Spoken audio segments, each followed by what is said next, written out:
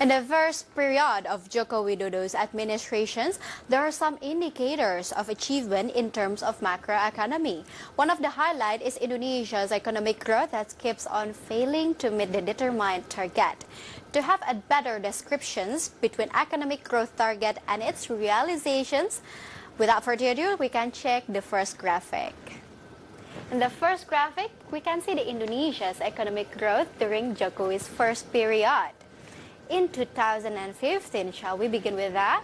It's 5.7%, while this is the realization is only like 4.79%.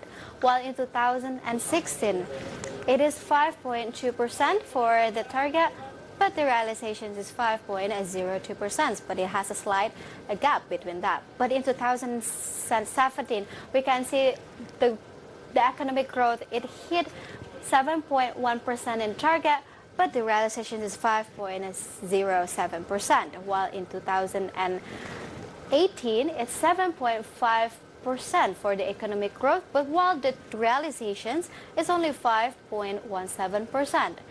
And by now, in 2019 first quarter, for the realizations is only like 5.06%. And in the first period of Joko Widodo's administrations, there are some indicators of achievement in terms of macroeconomy. One of the highlights is the economic growth that keeps on failing to meet the determined target. To get a deeper descriptions about that, let's see the realizations of the next graphic, shall we? The economic slowdown in 5 Asian countries. We can see for the Singapore, it's 0.1%, but the target actually 1.1%. And Indonesia, for sure, right now in the second quarter of 2019, it is 5.05%, while for the first quarter of 2019, it hit 5.07%. And while for the Philippines, it is 5.5% in the second quarter of 2019, while in the first quarter of 2019, it hit 5.8%. While in Laos and Vietnam, we can take a look at Vietnam as for sure. The second quarter of 2019, it hit 6.71%, while in the first quarter of 2019, it hit 6.82%. And between trade war and two giant economies, China and US, causing negative impact globally, that is include Southeast Asia's countries. And Singapore predicted to experience economic recessions in 2019. According to this, Singapore also revised its target economic by only 0 to 1% from the previous target that was around 1.5 to 2.5%. And according data from the Trading Economics, Singapore growth in second quarter 2019 only reached 0.1%. Quite significant, right? And even though it is still grow positively, but the number is far from the target, which was 4.2%. Thailand also experiencing economic slowdown to 2.3% in the second quarter and this year, and from the first quarter target achievement, which reached 2.8%. Domestic consumption seems like the main contributor for Indonesia economic growth. And to see this dynamic of it, let's check the next data. This is the domestic consumption trends in Indonesia. For sure, we can start it by June 2015. It hit 4.97%, while in June 2016, it increased by 5.009%.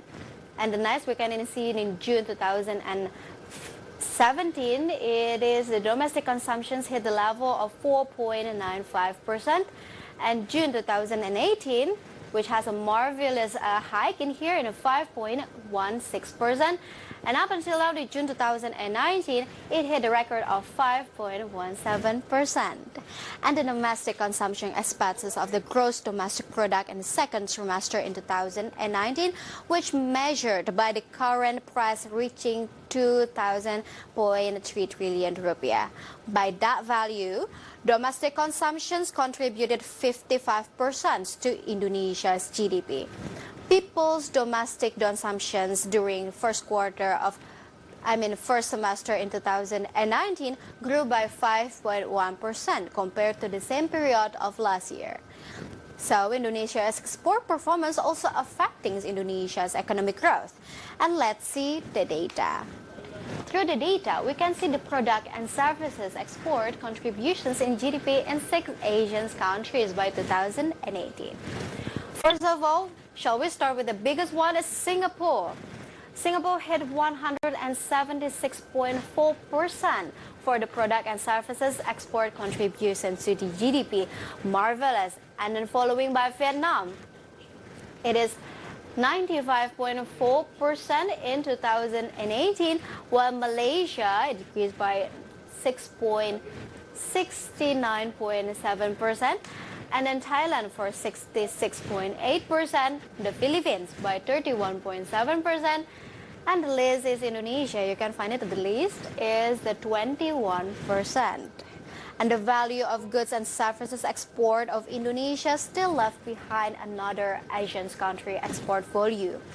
And it is known that the value of goods and services export in Indonesia in 2018 as much as 218.5 billion US dollar or 20.97% from the GDP.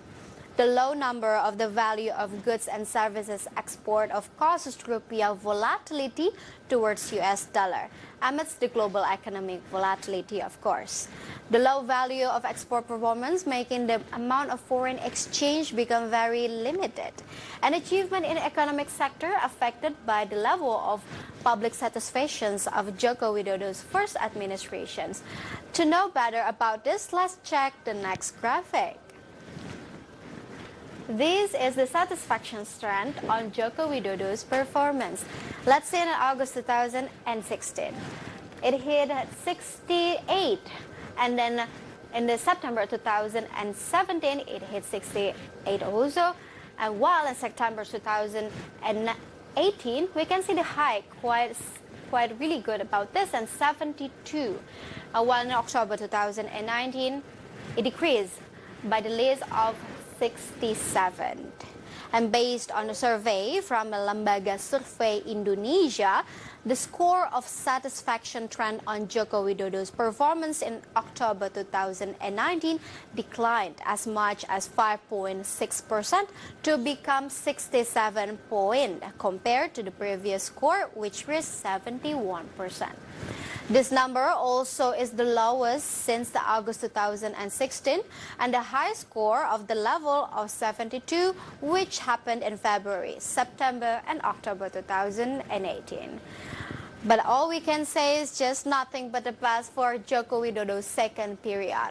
So stay tuned for market headlines because we will be right back after the break.